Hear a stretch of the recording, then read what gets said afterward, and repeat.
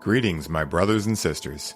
Sending gratitude to all of you who are joining in today to accompany us down the rabbit hole of self-exploration through plant medicines. My name is Ryan Sprague, and I'm here to tell you that your frequency is now set and tuned to explore psychedelic medicines and the impact they've made among the countless psychonauts exploring the last true frontier. Buy a ticket and take the ride with me as we get true first-hand accounts of the experiences, benefits, risks, and transformations taking place within the ever-expanding world of psychedelic medicines on This One Time on Psychedelics.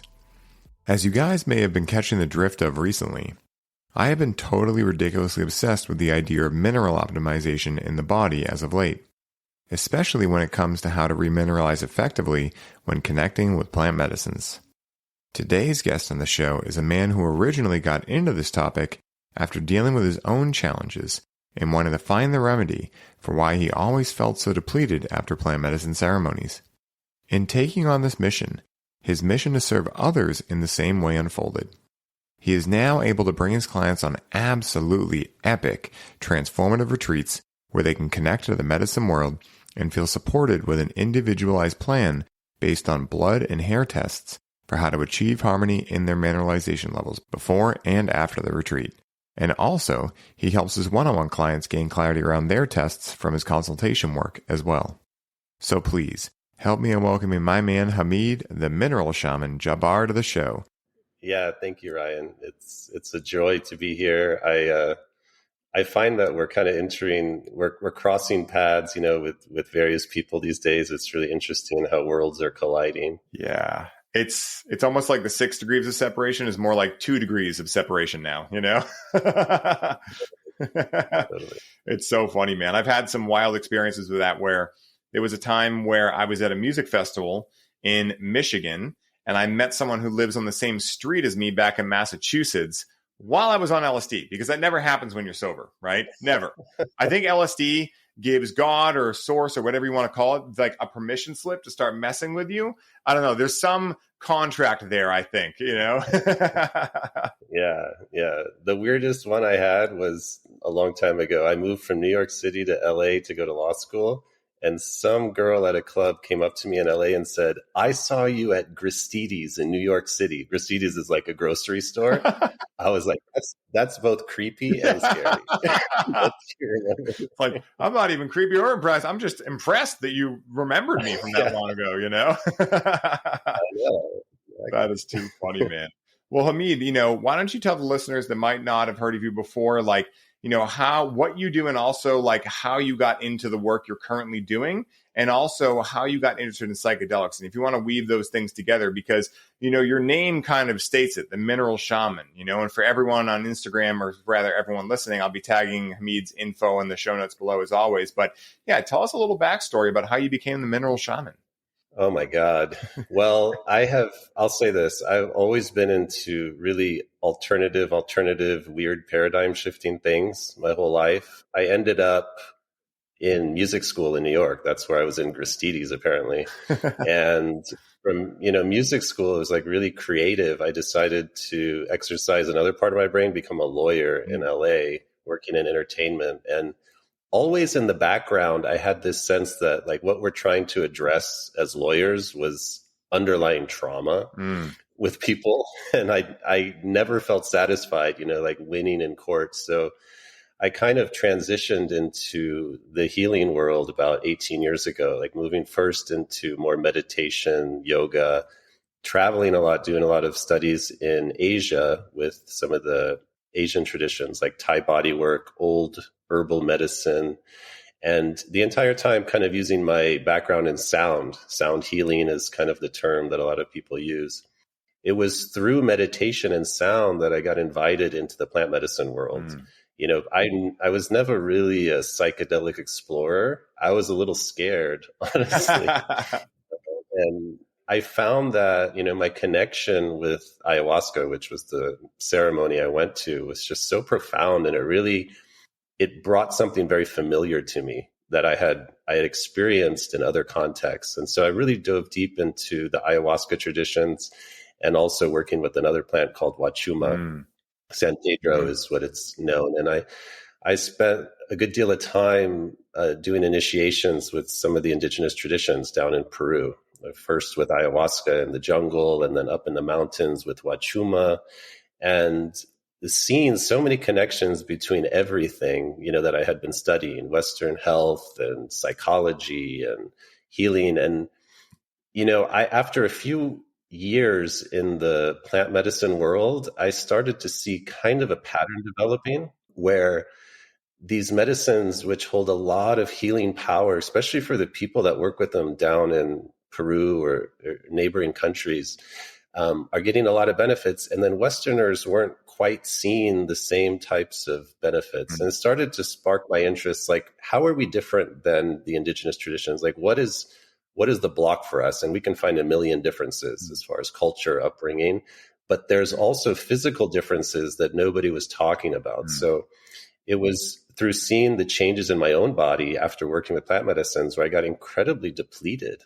I didn't understand the nature of the depletion. I didn't know what was happening, but I felt like it became a situation where I needed to return to the medicines to feel normal. Whereas, before I had discovered them, I was like, I don't need these things. I'm good, and that sparked my interest, and somebody, a really dear friend of mine, turned me on to minerals, and I ended up taking a course with a guy named Morley Robbins, who's a mineral genius. And I, of course, me sitting there taking this very sciencey course, I'm thinking the whole time about how this connects with plant medicine, psychedelics, and I start to see that there's this burgeoning interest in psychedelics in our culture in the West, and nobody's talking about any of the potential harm. For one, it's not that I'm against these. I'm very for plant medicines and psychedelics, but nobody was talking about the impact on minerals and how they could possibly be depleting and how to support people from that level. I heard a lot of support in the emotional and, the integrative aspects, but none of the physical aspects were being addressed. So for the last couple of years, I've really just been researching on my own because nobody seems to be interested in this. And so I'm trying to piece things together. And that's how I ended up creating an account called Mineral Shaman on Instagram. And I think a lot of people were kind of like, whoa, there's a connection between, psychedelics and magnesium. There's a connection between cannabis and copper. Like, how does this stuff work? Nobody's saying it. So I started to put out some just seed information, and I quickly got overwhelmed by people who were reaching out and wanting to consult. So it kind of shifted the way that I'm working these days. I'm doing a lot of work on people, with people on remineralizing their bodies or supporting them through the psychedelic process or plant medicine process,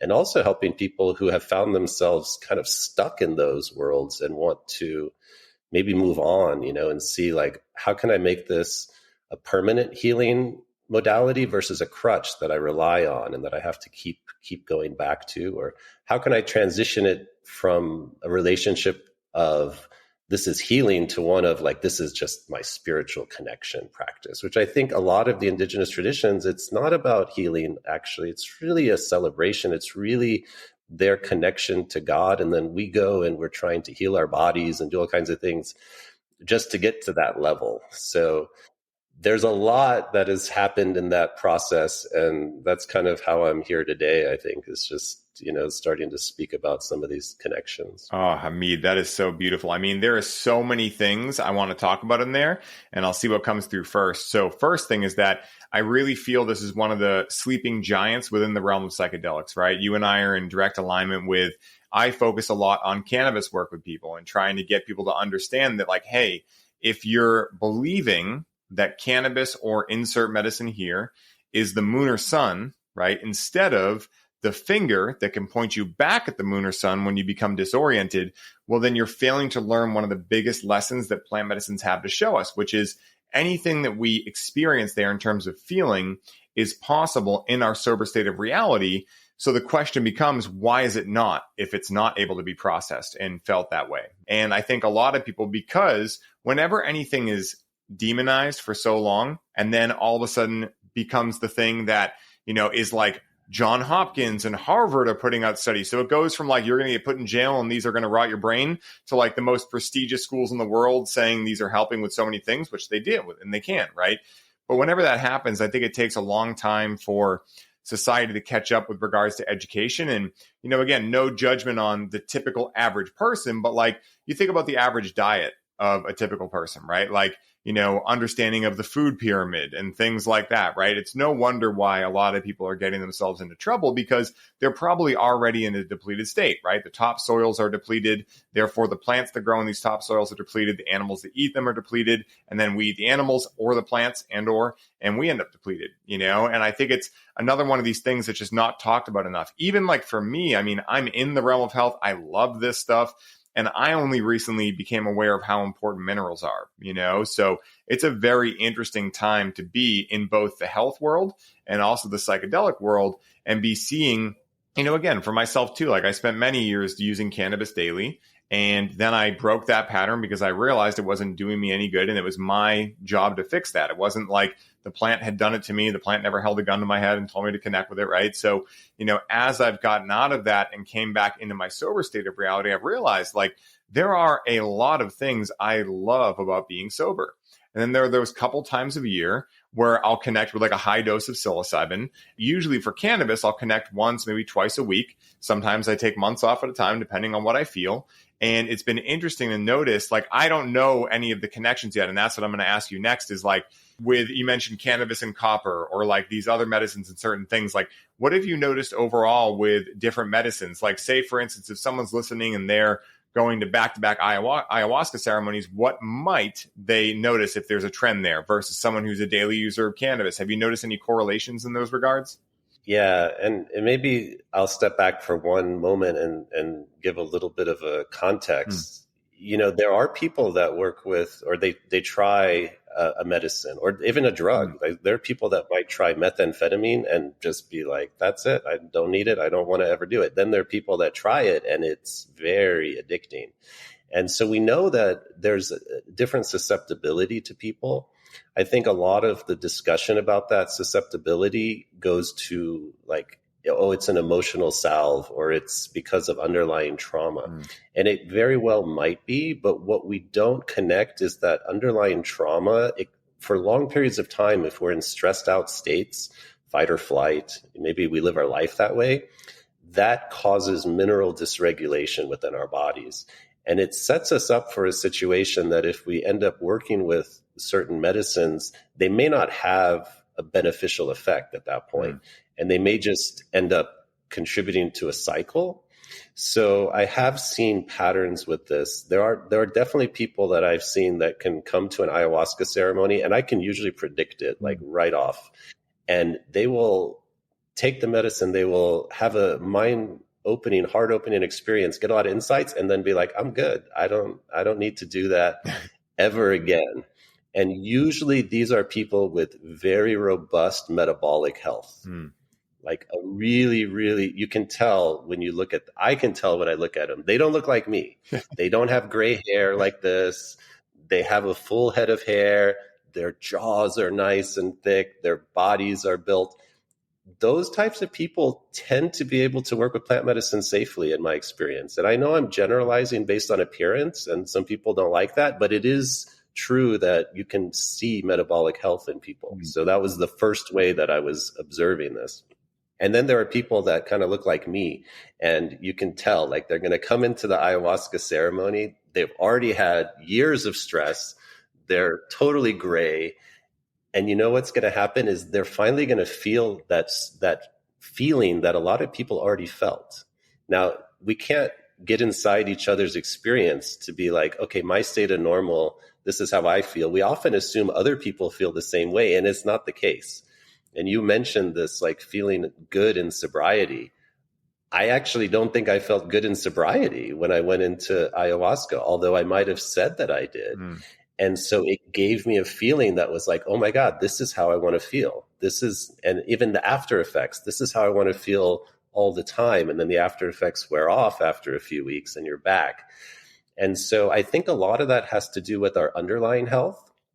I saw it vividly when I went to the jungle and worked with Shipibo people. I was just looking at a photograph of the curandero that I work with down there. He's 53 years old, and I was studying his photograph yesterday. He has not a single gray hair. Wow.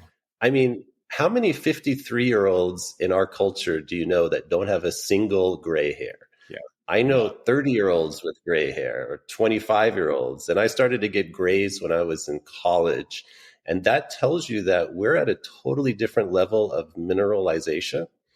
I firmly believe that these people of the jungle that work with ayahuasca, for instance, they have such robust mineral status that it doesn't lead to the same types of effects with them. And, I'm just using ayahuasca because that's my primary medicine. But, once I started to get into looking at people's minerals and understanding how to analyze blood tests, hair tests, then you can see patterns with people. You can kind of predict where they're going to end up. If I get the rare case where somebody comes to me and says, should I work with plant medicines? And they want to do a consultation, I can kind of point them in the direction is like, well, this is where you're at, and the plant medicines may take you further in this direction. Or, some people I'm like, no, go for it. Like you're good. And just don't make it a habit, every day. Yeah. That makes perfect sense, and, I imagine, like you said, it is multifaceted, but at the same time, it's like, we cannot overlook minerals, right? Like the more I've been learning about them, I'm just like, they're really at the basis of everything. And when I did one recently, I did an HTMA test and, it was very illuminating for me, like I have always felt pretty darn healthy. I've had like little things pop up from time to time, but when I looked at that, I had a high lead content. And so immediately I was like, okay, what foods what foods have a lot of lead in them? Well, I looked it up and it was like cacao or, chocolate and sweet potatoes. I'm like, well, I'm drinking cacao every day because I had preferred it to coffee for a long time. Currently, I've switched off of that back to coffee. And I also love sweet potatoes because I pretty much run a paleo diet, so I eat a lot of veggies and, ancestral meats. And so very interesting. But also, I looked at it as just like a very logical way. Oh, I have high lead. My buddy Jason was able to break it down and being like, well, why do you have high lead? Is it just you have high lead or is there something else contributing to that? I'm curious for you, like just off the bat, if you saw high lead, is there anything that you would associate that with? Or is it like too hard to tell if it's just that one thing? You'd have to look at the entire chart. I'm just curious. Yeah. I don't tend to look at things in isolation. Yeah.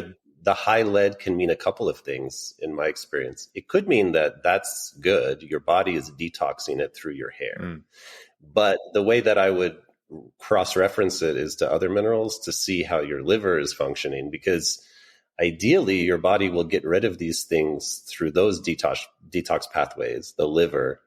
And it may be that the liver is congested then and it's not getting rid of the lead. And so your hair is the backup plan, like get rid of it through the hair. But, you mentioned at least finding the source, which I think it's important because if you can retest, after a certain period of time and see a change, then that might confirm some of, where it was coming from. I'm almost okay seeing like high lead coming out versus like nothing, because that's another situation where people don't have enough metabolic energy to expel any toxins. And that's not necessarily ideal either. But yeah, it's much more complicated. I think when I'm much more focused on the first four elements on the mineral tests, which are usually calcium, magnesium, sodium, and potassium. And the reason I focus there is because they tell me a lot about people's stress response and how long they've been under stress and how much protection they have as far as like emotional protection. Calcium tells us a lot about the armor we wear. And it's a physical armor, but it protects us from deep emotions. So like somebody who's been in constant fight or flight their entire life, highly reactive, they're going to lose a lot of calcium. And those people, if they take something that messes with calcium, by the way, all the psychedelics, all of the plant medicines, they work with calcium channels. They cause a rapid loss of calcium. Someone who's already lost calcium, they go take a strong psychedelic, they can have an overwhelming experience. Basically, it's just like destroys them because they have no ability to maintain that homeostasis. And, by the flip side, I can kind of see people with very high calcium sometimes. I'm like, oh, when was the last time you cried? I'll just ask them. And they'll usually say, well, I don't cry. They don't feel anything. And those people, they're the ones that facilitators are always shocked. It's like, oh my God, I gave them like, I don't know, 8 grams and they still didn't feel anything. And it's like, well, yeah, you have to break through a huge amount of calcium before they're going to feel something. Yeah. So those first 4 minerals to me are really insightful as to how people might experience the medicines. And I tend to go deeper usually with blood tests that look at copper and iron, because there's a whole stuff that's missing on the hair test. You can't really tell what's happening with iron metabolism through hair tests. You can kind of get a clue, but it's not precise. And I think that iron metabolism plays a huge role in all kinds of things, as far as like how we make energy and how we're able to respond to stress, and whether we're already super stressed out could be iron as a factor. So it does get very complicated. And I don't want to just go too far into the weeds, but the hair test is super, super helpful. And if you have somebody, people get them sometimes and they think they can interpret them. Yeah. It's complicated. To me, it's a mix of like divination, like tarot cards, with science and some intuition. Like you have to get people's stories in order for it to make sense. Yeah. It's not completely black and white. Yeah, there's some right brain and left brain symmetry that is required in order to read those. And that's like, that's what I experienced too, because with Jason, like he blew my mind the first time he told me about this, because it intuitively made a lot of sense to me. I was like, yep, I've never heard anyone talk about that before. I forget his teacher's name, but I got to introduce you guys to each other. If you don't know him already, you would love this guy. He's a doctor of medical Qigong.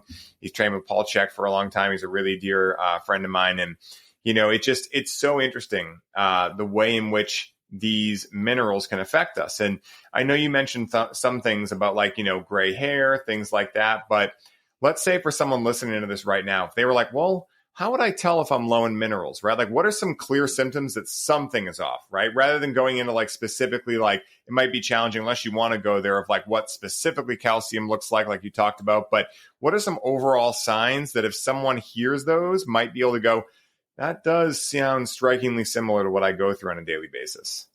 Well, I'm kind of a different breed of humans. And so I would say that any symptom, no matter what it is, can be traced to mineral dysregulation. It's not always that we're deficient. Like high and low is kind of simple. A lot of times it's just that we're out of balance. And the range of symptoms, just open up the Merck manual, which is what doctors use, and they have disease names, and you can find any disease in there from cancer to diabetes, and there's going to be a mineral root, that's happening. You mentioned it earlier, which is like understanding that minerals run the show. And I think it's just a different way of looking at things. Many doctors, including functional doctors, naturopathic doctors, often are focused on hormones.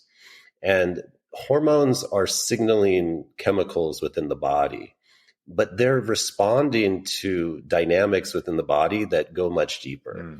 And those dynamics are often controlled and run by minerals, which make up our enzymes.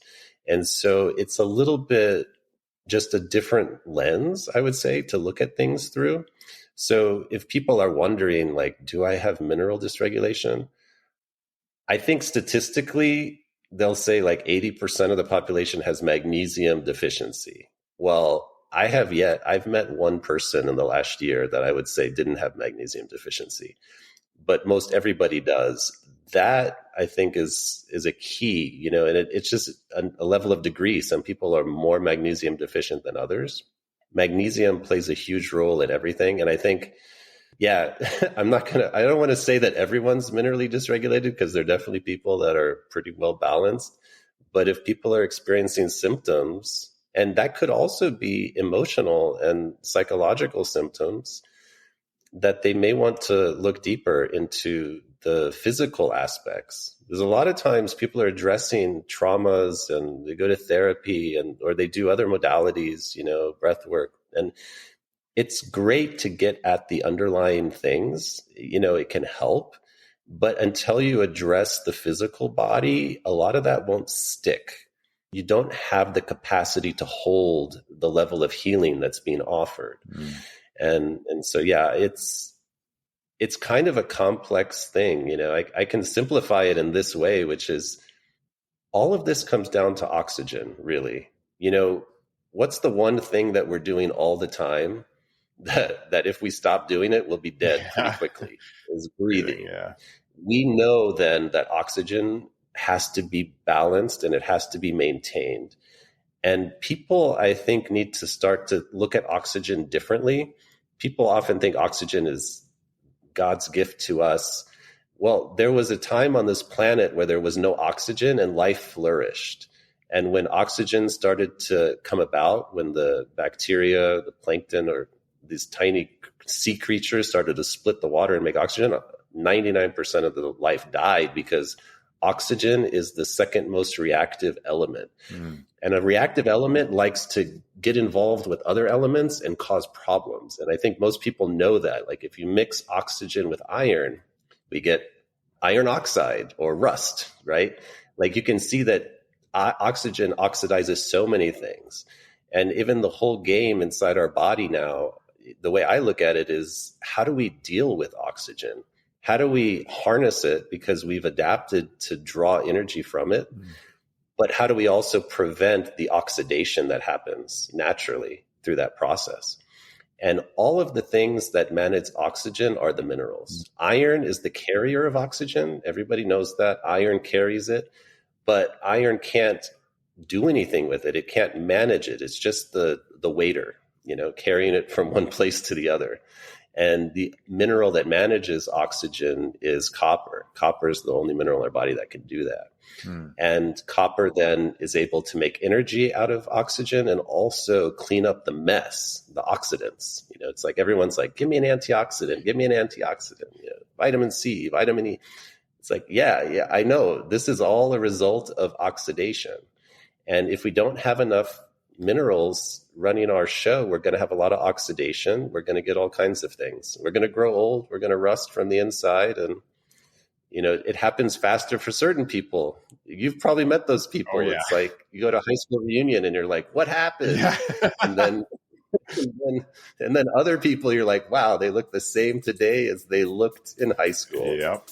They're just not oxidizing as fast.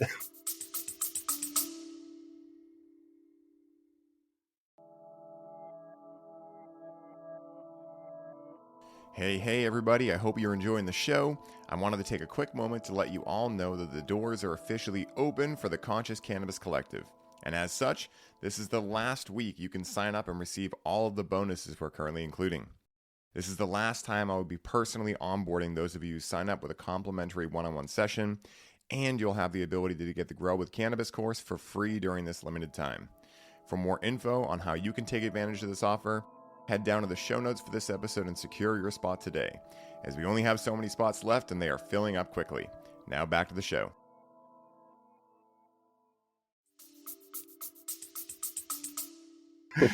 Well, that's so interesting, and it's so cool that you say that, because I think all of us notice things, right? We might not be able to put our finger on it, but at least for me, I'll make it personal. There was a long time where I was like, I feel like I should feel better than this.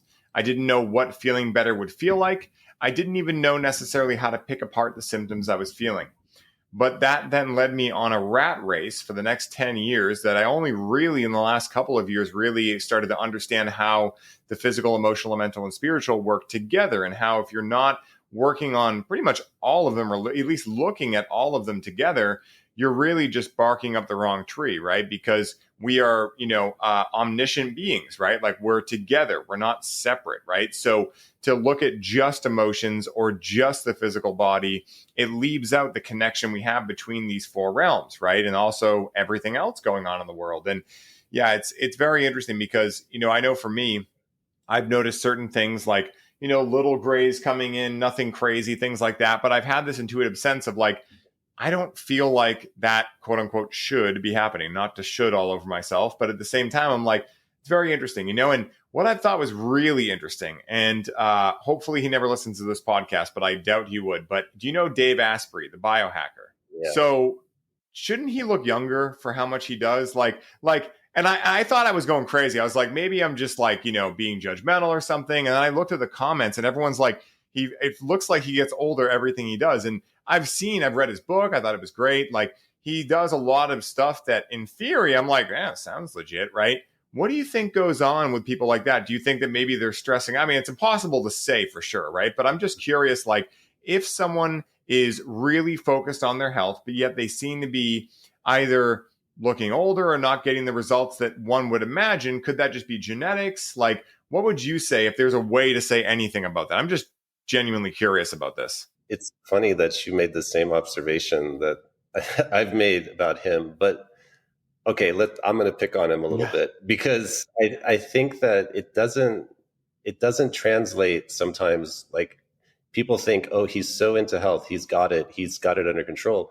One of the things that I've said multiple times on several podcasts and in several posts is that a lot of this alternative, quote, health stuff is destroying our mineral balance. And I'll give you an example for him. And so he was really into high dose ascorbic acid, vitamin C, but this is not real vitamin C. Real vitamin C is a complex. He was into the vitamin C that you can buy at most stores. It's very high dose. Real vitamin C has copper in it. The ascorbic acid does not have copper. And what it does is it scavenges the body for copper because it needs to complete itself. So taking tons of high dose vitamin C is one way to deplete your copper. When you deplete your copper, you can't manage iron. Iron's going to rust with oxygen. You're going to age fast. Another thing that he doesn't, I don't want to read into him. I might think that he understands this, but because there's products on the market, you can't go against what you said in the past without looking like a fool.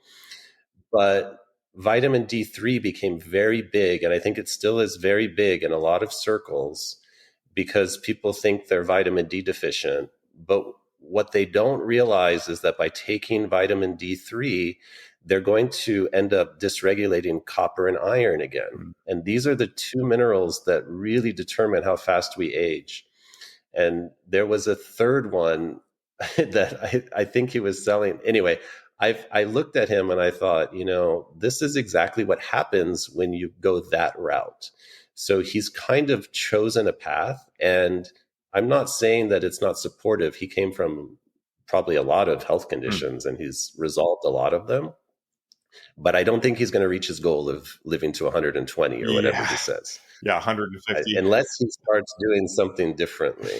Yeah. So, the other thing is like being willing to change our minds, I think, is a sign of how we're mineralized too. Like the more calcified, the more stuck we are, it's often a sign of our mineral. And he's kind of like that. So it's like, he needs to break through a little bit and then come out and go, okay, maybe I was wrong on certain things. Maybe I should change this. But, I don't look at him for influence, but I do see that he represents what a lot of people think alternative health is. And, I saw it very clearly at the start of whenever this whole COVID thing started happening, and everybody was jumping to zinc, vitamin D3, and ascorbic acid. And for a second, I kind of thought, okay, yeah, I should do this. And then I stepped back and I was like, but this doesn't seem right. And the other one I was thinking was zinc. And zinc, is like very big in alternative health and people taking lots of zinc. Zinc destroys our copper. And that's why they try to put copper in the zinc supplement, but that doesn't work. It's just an acknowledgement that you're destroying your copper. And I know I often mention copper because the reason I talk a lot about copper is that it's very fragile. So we have minerals in our body that are pretty persistent. They're hard to get rid of. Iron is one. We don't lose iron unless we're bleeding. We don't pee it out. We don't poop it out. We may sweat out a little bit, but otherwise it's kind of in there. But copper is very easy to lose. And when you start doing things that disrupt copper, it's hard to get it back in. And so I'm very careful about things like zinc, vitamin D3, and ascorbic acid, which Dave Asprey is not very careful with. And so it doesn't surprise me that he's aged rapidly. It makes so much sense because I knew like this is my challenges with certain biohackers, right? Like I don't think anything's objectively bad, right? But every time I've tried like these intense nootropics or any of these things, I'm just like, this feels like it shouldn't be this complicated, right? Like again, like you're with the Shipibo tribe and the 53-year-old is in perfect health, right? Does he have access to ascorbic acid and vitamin D3 and zinc and biohacking and all of these things? No. So I think a lot of the time when we intellectualize things too heavily, and again, like I imagine, because I'm very similar, right? Like I have a business called Highly Optimized, right? So I'm looking to see what is the best I can feel. But I think that sometimes I know for me, I put the cart before the horse. So, oh, well, let me try methylene blue. Well, do I need methylene blue or do I just need like minerals to be replenished? Or maybe I need to, have more space in my life and relax more and not take things so seriously, right? And maybe a portion of why that's challenging for me is related to something in the mineral kingdom, right? But at the end of the day, like our indigenous elders and tribes that are still in the world today kind of prove that all of this stuff we're doing, while it sounds cool, right? It's really cool to have all this scientific info. It doesn't seem to be working at least as regularly as a lot of these proponents like Dave Asprey are saying, right? Are there things out there? I'm sure that work, right? But yeah, throwing everything in the kitchen sink like that doesn't seem to be working out. Yeah, I'm much more interested in the wisdom of Mother Nature because I think that we think we're smart. We think, oh, I need this, I need that. It's like, we did not create this at Yeah. all. Our bodies evolved in a complex ecosystem and dance, and it's so beyond the mind's capability of understanding all the inputs. And so I'm very conservative on what I take. Like, I don't try to take supplements because I did go down that rabbit hole and I found that what it was doing was feeding my ego's need for control and certainty, Mm. but it wasn't serving my body in the same way. It was pitting me at odds against my body.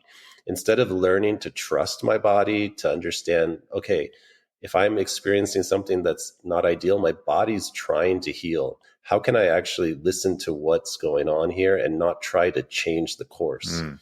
And so I think it's also this need for control that drives a lot of people in that direction.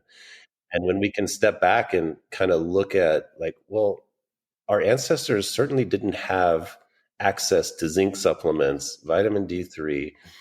The Shipibo people today, I marvel at their diets, and it's like it's what I would consider kind of scarce. Like they don't have a lot of foods, but they have tons of minerals and they don't waste them.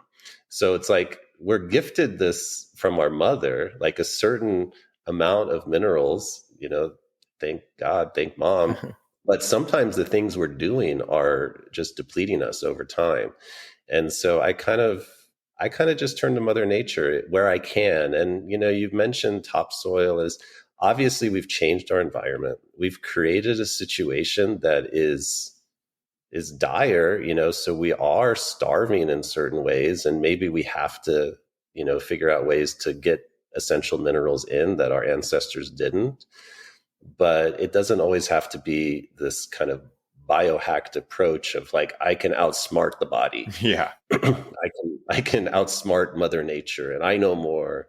It's to me like it's almost like we found the alien spaceship and somehow we think we know how it works. It's like, no, we know, oh, here's this button. Oh, it goes that way. But like, yeah, I mean, we don't fully understand this technology that we're living in right now. Yeah. I mean, I think you hit it nail on the head. It's conscious, maybe unconscious need to control, right? And why do I think that really happens when I've looked at my own experience and, compared it with clients I've worked through? It's because we do not understand our true nature as spiritual beings having a human experience, right? Like in the modern day world, overall, of course, there's a big shift happening right now, and it's interesting to say the least. But overall, we've moved much farther into technology, right? Like science being a religion, show me the science. I only believe in what I can see with my eyes, which has brought us away from our connection to nature, And again, everything is multifaceted, but this is one of the biggest trends I've seen. And it's something that I kind of went along with for a while in my earlier 20s, and then realized like this isn't leading to anything good. And luckily, I was able to listen to my interests, like the things that really lit my heart up. And that brought me back closer to nature and into health and all of the things that now I'm so grateful to be in. But at that same time, like I still obviously have to deal with the want of the ego to tell me like, oh, you need all these supplements. Like I remember spending $400 a month on supplements, and what is the belief underneath that? Well, for me, it was my body won't be able to do what I need it to do. So I'm going to outsmart it and put these extra things in there so it can perform at the level that I want it to perform at. When, like you said, the body could be saying, hey, I need some rest, actually. You've been going very hard recently. You've been redlining. Let's actually like taper it back a little while. And I'm curious for you, like one supplement that I hear a lot about that I've enjoyed in my life, but I'm curious what your thoughts are is Shilajit. What do you think about Shilajit? Have you done any research into that or anything? I'm curious what you would say about it. Everybody in the mineral world has tried to ask me that question. Well, glad I'm not the first then. And I have tried. I've tried some Shilajit. I don't think there's anything wrong with it. I mean, it does have a complex mix of minerals in it. One of the things I don't like about it is that if you look at the content of iron in it, it is quite high in iron. And I'm not opposed to iron. I mean, there's iron in all the foods that I eat probably, but I kind of look at like additional sources and sort of wonder whether I need it or not. So if you feel good, if your body is like, okay, this is good, that tells me more than any study or any kind of science on it. And I feel like everybody's a bit different too. Like some people may need that and it may just fill what they're missing. And then other people, maybe it's just not what they need. And I would just make sure that the one thing I noticed about Shilajit is try to find a company that tests for heavy metals and toxins, because that's a bigger concern to me. It's like we could be taking some things that are good, but then if they're filled with mercury or lead or cadmium or nickel, then, what good is that going to do? Then we have another problem we've introduced. Definitely. And that's what I was worried about with cacao. And I don't know for sure, like the company I was getting from seems legit, but at the same time, it's like these unregulated industries, Kratom being another one, it's like, how do we know for sure if there's not stuff in there, if they're not third-party lab testing or otherwise lab testing their stuff, right? And that's why, like with Kratom, when I use that, I make sure I go through a company that has all their test results there. The cacao company did not have test results. That's why I was like, okay, I'm just going to go back to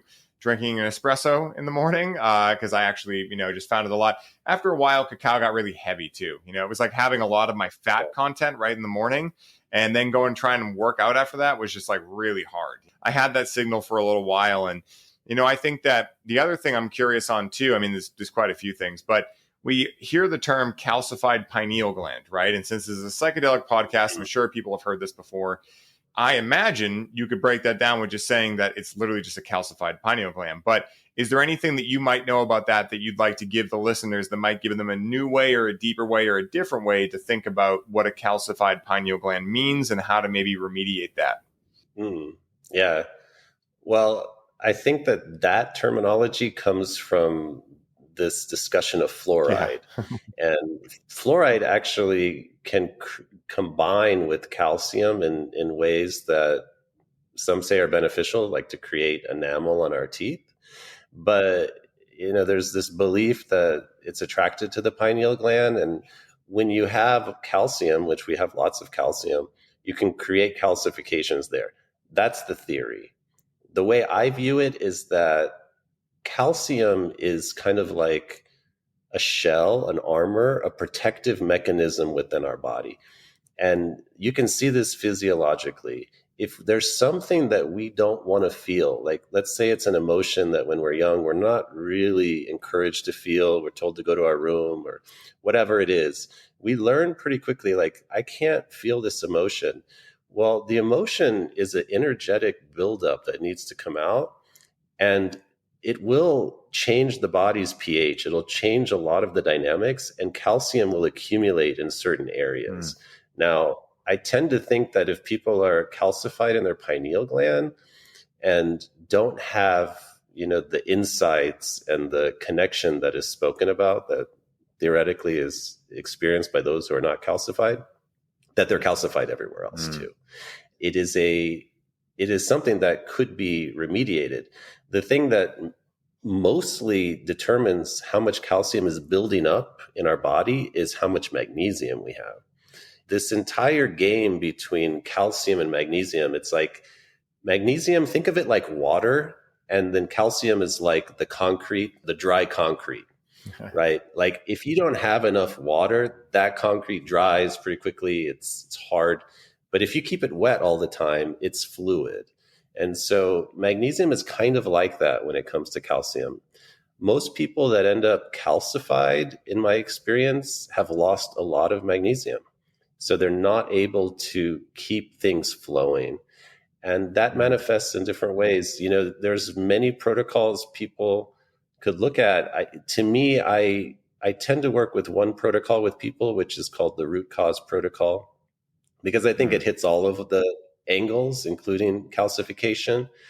But, there are specific ways to direct calcium back into the bones using like fat soluble vitamins, like K2, for instance. Vitamin K2 tends to put calcium back where it's supposed to go if you have enough magnesium, if everything else is in balance. And people can decalcify with that. There's a fascinating medicine out of Norway. It's a ratfish liver oil. This is like a Viking medicine. And if you've ever seen a ratfish, it's got a huge eye, like massive eye and kind of like a smaller body. And that tells you something. And that is fantastic for decalcifying quickly the pineal gland. The problem, I think, is that if a person is calcified, they're not ready for that opening. It needs to be slow. Otherwise, you're not going to maintain it, and you're not going to be able to hold the energetic awakening that might happen. And so I don't encourage people to do these big, I'm just going to knock it all off, I'm just going to decalcify quickly. It's like, yeah, it took you a long time to get that way. Let's take it off slowly so that we don't shock our system. And also we can have the emotional regulation to deal with what comes up, because it can be quite jarring for people that haven't felt in a long time. Or, when I'm speaking of feeling, it could also be, these psychic kind of psychedelic realms, which you can experience without medicines, believe it or not, And when that starts to happen, people can get scared. I've had people say, it's like, oh my God, I'm like having so many dreams and they think something's wrong. And it's like, okay, well, maybe you weren't ready to experience this, but this is normal. It's like, so I tell people go slowly, but if listeners are looking for protocol, I like the root cause protocol, which is it's free. You can download it. It's not just for this, but it does help with this. I love that. And I love the practical advice too. Like being able to just think about like, okay, when I think about this, like, do I feel connected? Maybe people don't even know, but I imagine if they listen to this podcast, they probably would, because they're around psychedelics and things like that. But, being able to understand like, yeah, like I know for me, there was a moment about, 10 years ago when I got into really being healthy, if you will, or at least my first shot at it, that I started noticing a lot of the stuff that now I would attribute to the pineal gland being uncalcified, or at least decalcifying. And now, I think when people hear the term clairsenses, clairvoyance, clairaudience, like I really think these are related in some way, shape, or form to the pineal gland, and I have friends that have extremely high access to those realms, channelers, people of those types of backgrounds. And it's really fascinating, because I wonder, I'm like, does everyone have that ability, but maybe they're just rocking their mineral status? Like, have you seen like any trends, for instance, with regards to like the pineal gland where like, let's say, everyone I've seen that gets uncalcified, if I can show it in tests, has these crazy channeling capabilities, or is it tapered down? Like, have you noticed any synchronicities with that, or consistencies rather? Well, the first part of what you said, I think, is key, which is we are capable of way more than what we experience. And we're not living in a culture, society that helps us to exercise these things. So I don't think it's as easy as decalcifying and then everybody is clairaudient, clairsentient.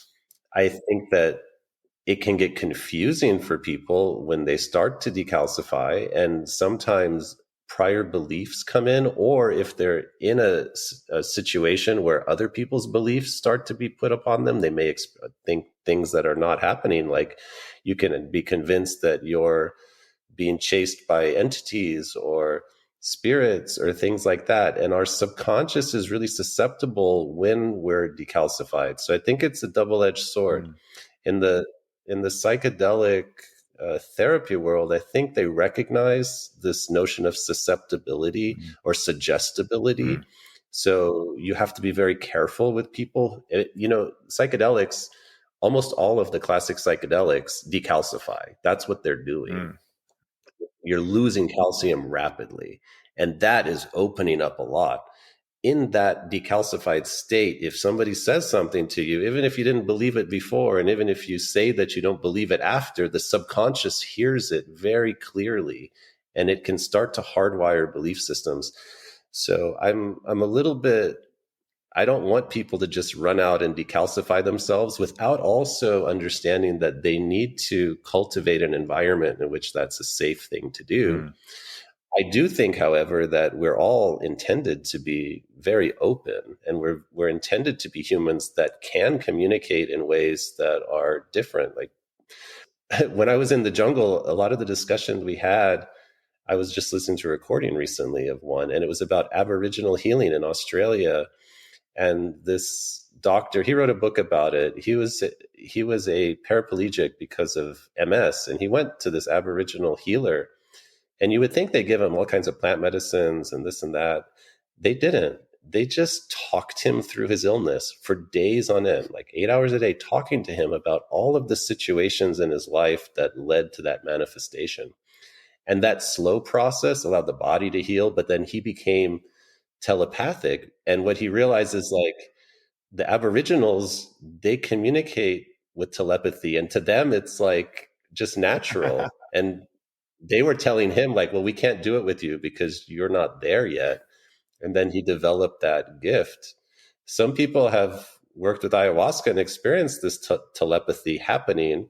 Unless we practice it, unless it's part of our experience, we don't develop it. So like the gifted healers, these people, they've really spent a lot of time, I think, living with those gifts to understand how to use them intentionally and how to also discern. Because if you're not able to discern, then you can get confused, like about whether it's your thing you're feeling or it's someone else's thing. And that is not necessarily a good thing for us, because healers, if they can't discern, can make themselves sick if they think they're working with somebody else and there's an issue. They think it's their issue. Yeah, that makes perfect sense. And, it's funny. One of my really dear friends who's a very gifted channeler, in our last session, she said, I feel this block in you that you're actually very telepathic, but you've yet to like realize it. Sounds easy. Oh, just notice it and it's there, right? And I've been noticing it more and more now and training it. Just like if you want to start playing an instrument, right? You can't just pick it up once and expect to be a virtuoso, right? Like you got to practice it over time, And so it's very interesting because in my last psilocybin experience, it's been about 2 years since I had done a deep dive like that with psilocybin. When I went into it, I've now had a lot of other spiritual teachings, integration, etc. And I've, been meditating a lot, focusing on my clairsenses, my psychic senses, etc. And what happened was I could clear as day know that I was telepathically communicating with my girlfriend. It was just like obvious to me. And I was like, oh, like literally I would think something, I'd hear a response, and then I'd say something and she would just respond as if I just said it out loud. Like there was no like, whoa, I didn't say that, Once we came out of it, she didn't remember too much about it. I happened to. I have no idea why or what that means, but I remembered and I'm like, okay, I'm on a breadcrumb trail. To what? I have no idea, but this is really cool. And I've heard that story about the Aboriginals before. And, one of the things that I wanted to check with you on, because I get this question a lot with MDMA specifically, right? Like this is a medicine that has a lot of controversy around it. Obviously, it does amazing things. But we also, I would imagine, it can definitely deplete things. For anyone who's taken it, the next couple of days can be a little interesting. So I met this doctor, this guy, he's definitely into a lot of alternative healthcare and he's amazing. And he recommended me this supplement protocol for when I do MDMA. He's like, hey, if you're going to do this, he has this whole routine and he's like, okay, you do these ones 6 hours before, you do these an hour before, etc. what are your thoughts around MDMA and mineral levels? Like, are there any things you've noticed? Like, what are your thoughts on that? I'm curious, anything and everything you'd have to say about that. Yeah. Anyone that's worked with that medicine knows that it is depleting. Now, I don't know specifically how that's Mm, happening. I don't think people are studying mm, this. I wish that they yeah. were. A lot of the talk is about serotonin, which I don't know if that's 100% what's happening there. Hmm. And a lot of the protocols are attempts to kind of increase serotonin. Sometimes I've heard like 5-HTP Mm, and these other things that people take. My thoughts on MDMA are that it is such a powerful medicine. And if it's used in the context of a healing session, it may be worth the cost. Meaning, like what MAPS is doing now is really powerful because they're taking treatment resistant people that have tried everything else. And if a short duration with MDMA, a couple sessions cures them of a lifetime of issues, then I think that you can deal with that. The bigger concerns I have are people taking MDMA every weekend, oof. and Yeah. that I think gets to the level that you may not be able to stay on top of it, no matter how diligent you are on any protocol. It's too big. It's too big of a loss, Yeah. and it will add up. So I think it's a degree. And the way I view MDMA is like I've experienced MDMA, I think 3 times in my life, and it's kind of like I don't want to because it's so big. It's such a big experience, and it's so hard after. It's like I'm not craving that. So maybe that's a gift of that medicine too, which is like it leaves you feeling kind of crappy. So maybe you remember the crappiness because it ended with the crappiness, and then you're like, okay, I don't want to I don't want to feel that again. Well, it's funny you bring that up because I had this epiphany because I literally have had the most powerful experiences in my life right after MDMA. Not while I'm on it. Like, yeah, great experiences and unbelievable. But I started this business and left my job and had that whole awakening after an MDMA experience. I knew my father was going to pass away before he was actually diagnosed with cancer. While the first time I ever did MDMA, I just felt it in my heart. I had no idea how to interpret it. When I got home, he tells me, "Oh, I just got diagnosed with terminal cancer." I'm like, "What the fuck?" Right? So, very interesting things. But what I noticed was, let's say we go through life with a lot of little tiny annoyances, right? Things that maybe we're not creating boundaries, we're not speaking our truth, we're not stating our wants and needs, we're not expressing emotion, we have limiting beliefs, limiting stories, all of these things that just one of them is not a big deal. But let's think about like little tiny razor blade slices all over you. And let's say that for some reason you can't feel these cuts. Well, after MDMA, any of those little cuts can be a gigantic wound now, right? You're like, I don't care about how many people I make uncomfortable. I don't care how I feel necessarily. I just need to start talking about this stuff that is really frustrating me. Like my girlfriend and I have had incredible breakthroughs those couple days after because whatever had just been uncomfortable enough that I could busy myself away from it or, scorch it over with this, now it's like right there in my face. And so I had this epiphany that I really think the true gem of MDMA is the after effects because it motivates you to just like make changes in your life so long as you can look at it in this way. And I know that's not Yeah. necessarily objective or that it's easy to do that. It's not easy by any means, but I had this ability to realize like, I wonder if that couple of days after is your heart still being open, but you realizing how out of alignment sometimes you are. Also, of course, being depleted physically and things like that. But the emotional component potentially being like that you're just noticing that you're out of alignment because times that I've done it, the last time I did it, I think was 6 months ago. I normally only do it once or twice a year maximum. I spent years in clubs before I ever tried it, watching people that I knew do it every weekend, and I had no idea how they were doing it. Just did never made sense to me. And so again, no judgment, just clear discernment on my part because I care about my brain. And so, every time I've done this, it's opened up so much after. And the last time I did it, yes, I was depleted after for sure, like 100%. But I was like, oh, it was kind of like when you work all day and you come home and you like feel nice, relaxing. It was more like that because I could look around and go, well, you're really doing what you want to do. You're stating boundaries. You're really owning up. You're being a man. You're doing these things like, yeah, you're tired, but just hang on the couch and have fun, And so it wasn't the same. And again, I can't make a causation out of that correlation, but it was very interesting that I noticed. So it is interesting. I think that's a really important point, Ryan, which is that you view the MDMA experience as including that part that people call, like the come down, or whatever it is. And to me, that's really insightful because, a lot of the work that I've done with plant medicines has been in ceremonies, and there's like a beginning and an end. And kind of what you're saying is that the container, the full experience includes that part. Yeah. And I think if people come with that expectation, like the medicine is not just the fun part where we're all huggy and whatever, but it is also this after part. And that's where maybe a lot of the deeper work's going to happen. Then to me, then why would we try to interrupt that with like getting out of it with a supplement or something? Maybe that actually should be allowed to happen within that context so that, okay, this is where the healing can really happen. And I like the way you talk about it because to me, that's like a broader view. I see people with this with like plant medicines too. And I'm like, but things are going to come up after, but it's like, they think it's over. Like, no, the entire thing, this is all part of it. So if you're able to view it that way, then wonderful. I mean, that's kind of, I think, a better way to view it than what I proposed, which is like, oh, I don't want to do it again because of the after effect.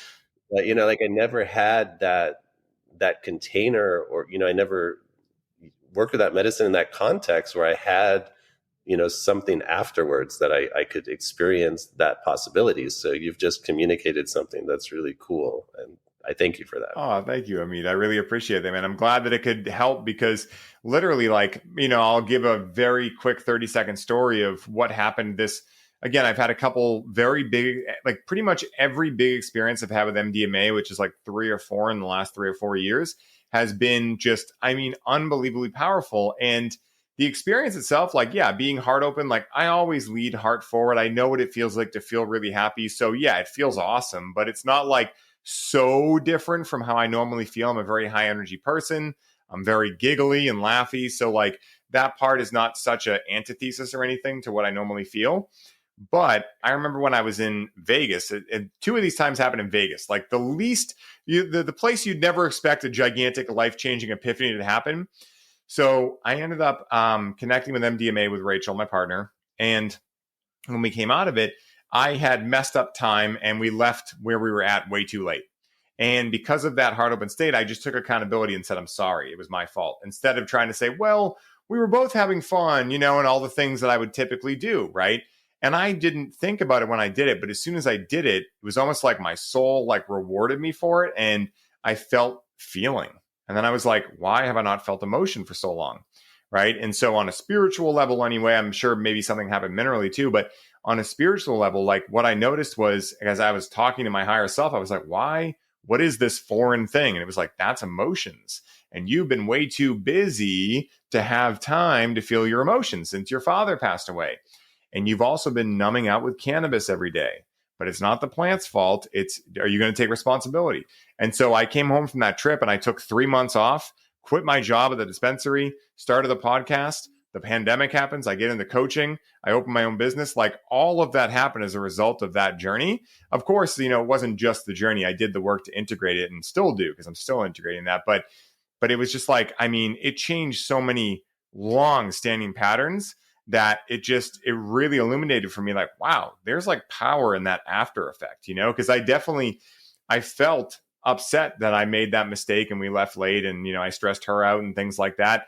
And that's what I needed to feel in that moment. I needed to feel like, hey, your actions have consequences. Like if you love people, you need to make sure that like, you're not just like, oh, whatever, time is whatever. Cause I don't worry about time that often, but I'm also in my own universe and I need to respect other people's as well. And that's what I learned in that like just experience. And I was like, holy shit, how life-changing. It was really cool. Yeah, that's beautiful. I've had some life-changing experiences in Las Vegas, but none like that. Yeah. I think it's because like, at least for me, I never expect to have those kind of things there. So I go there completely open. It's like when I go to places where I'm like, I'm going to have the epiphany. That's when it never happens. But you go to Vegas and you're like, oh, I'm staying up late. I'm, at a music festival. I'm going to a strip club with my girlfriend. Like these things are never the places I think I'm going to have the epiphany. And I think that's what opens up the possibility for them to happen. It's such a paradox, man. And that's, I think, the funny thing about life, and, I really look at God, source, whatever you want to call it, Mother Nature, however you want to view God and the source, as just like an eternal child that's just messing with us and having fun with us and, playing little tricks on us, and that's why I mentioned in the beginning, I think LSD somehow, like, there's an unspoken contract where that power is like, but if they do this, all bets are off. We can just go crazy with them, So it's really funny stuff, man. But Hamid, this has been absolutely amazing, dude. I want to make sure to give you an opportunity to share where people can find you, how they can work with you. Guys, I'm telling you, this mineral stuff, like if we haven't made it clear evidently already, it is incredibly powerful, and Hamid definitely knows his stuff. So where can people find you, connect with you, and work with you? Thank you, Ryan. Yeah, it's been a joy, and we scratched the surface a little bit. Yeah. I mean, there's so much. People can find me at mineralshaman.com. That's my main website. And what I offer for people if they're interested, and I don't have a lot of availability to handle everybody, is consultation around their minerals, especially for people working with psychedelics. I can also work with practitioners who have people that they're working with and kind of advise them. Some of the things I'm working on, I have a retreat I'm putting together down to Peru this summer, small number of people, only for practitioners of whatever, it could be doctors or psychedelic therapists, and really holding space for each other, because I think that's missing. There's a lot of people now holding space that forget that we need to have space held for ourselves and time to connect with that. So I'm putting together a retreat. People can get in touch with me through mineralshaman.com. People can always email me at copper at mineralshaman.com. That's my email address. Oh, I love that, man. And I'm so glad you mentioned the holding space for ourselves as psychedelic facilitators, because I always joke about this, like, whose car is in the worst shape? The mechanic. Or, as I know, because my parents owned a window manufacturing company, whose windows are horrendous?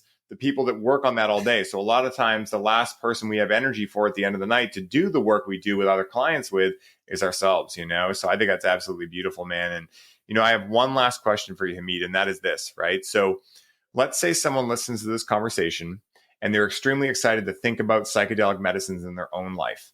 What is the one piece of advice that you would suggest to them to allow them to use discernment in choosing whether or not these medicines are right for them?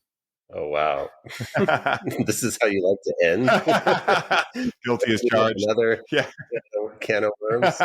Well, the one thing I would consider, and this is something maybe I would tell my former self, which is that when you open into a new form of healing, especially a very powerful one, like working with psychedelics or plant medicines, the expectation that you're going to be healed, quote unquote, or you're going to fix all your issues right away needs to be checked. What you're probably going to do is open up a process that will take many years. And it's incredibly difficult to put things back into Pandora's box. So people need to be aware that they're not just signing up for one weekend of ayahuasca or one weekend with psilocybin, that they may be signing up for a few years, maybe longer, of unpacking, integrating, and trying to understand what all of it means. And sometimes things come out that people are not aware that we're even there, and they need to be prepared to have the space in their life and the support systems.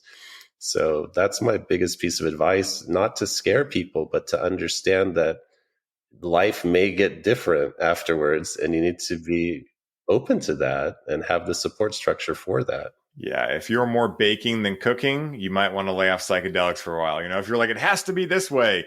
If you're like, well, we can throw a little list in. If this happens, okay, I'll deal with that. That's usually what I've found too. And that's like how I usually dictate when I connect with medicines these days. Cannabis is a little different. I still, of course, use discernment, but I can microdose it effectively so that it's not like an overwhelming experience. But when I'm doing any large dose of anything, the first question I ask is like, do I have the space that if something comes up that is totally not what I expected, do I have the space to handle that? Because if not, what am I really doing? And again, no judgment to anyone out there, but it's just for me, I've learned that works really well. So yeah, I love that tip. Yeah, you bet. Wow, guys. I imagine I speak for all of us when I say I learned a lot from Hamid on this episode. It's truly amazing to me how we can each turn aspects of our lives that at one time plagued us into love that we can spread with the world around us. For anyone looking to contact Hamid to discover more about his retreats or his one-on-one consulting work, make sure to check out the show notes for this episode, where I will be laying out all of the easiest ways to do so. Hamid, thank you so much once again for sharing your story with the listeners and me today, for educating all of us on the importance of mineral balancing as a whole, and for taking the time to riff with me on the show today. And until next time, my brother, may your journey be smooth and full of light. Aho.